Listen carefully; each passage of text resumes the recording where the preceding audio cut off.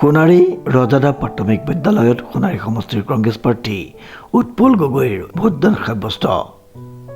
এতিয়ালৈকে আৰু আজি এই বিশেষ দিনটোত আমি দেশৰ এখন শুদ্ধ গণতন্ত্ৰ প্ৰতিষ্ঠা হওক, য'ত মানুহৰ অধিকাৰবিলাক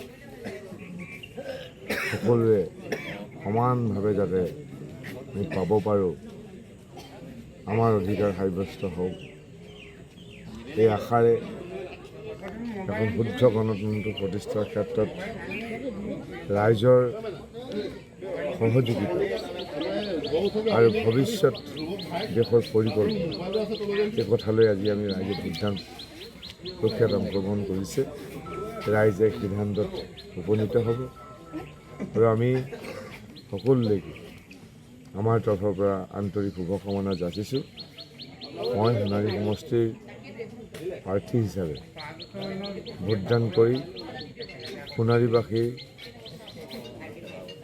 সৰ্বাংগীন উন্নয়নৰ ক্ষেত্ৰত ৰাইজে সুন্দৰ পদক্ষেপ গ্ৰহণ কৰিব বুলি আশা কৰোঁ আৰু আশা কৰিছোঁ যে আজি আমাৰ এই ভোটদান প্ৰক্ৰিয়া পুৱা 7 বজাৰ পৰা 5 বজালৈকে সকলো ৰাইজে আহি যাতে ভোটদান প্ৰক্ৰিয়াত অংশগ্ৰহণ কৰে তাৰ প্ৰতি ৰাইজৰ ওচৰত প্ৰাৰ্থনা জনাইছোঁ আৰু ৰাইজৰ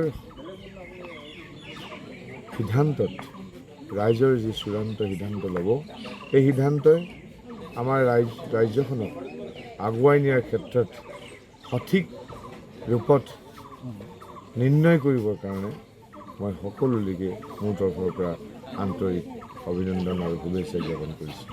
উল্লেখযোগ্য যে পুৱাতে ভোটগ্ৰহণ কেন্দ্ৰত লানি-নিচিকা সোঁত পৰিলক্ষিত হ'ল। ভোটদাতা ৰাইজৰ নিজৰ গণতান্ত্ৰিক অধিকাৰ সাব্যস্ত কৰিবলৈ এগৰাকী বৃদ্ধাই লাখুটি লৈ ভোটগ্ৰহণ কেন্দ্ৰলৈ অহা পৰিলক্ষিত হ'ল। সোণাৰীৰ পৰা পৰিস্মিতা বৈশ্যৰ ৰিপৰ্ট, নিউজ নাও।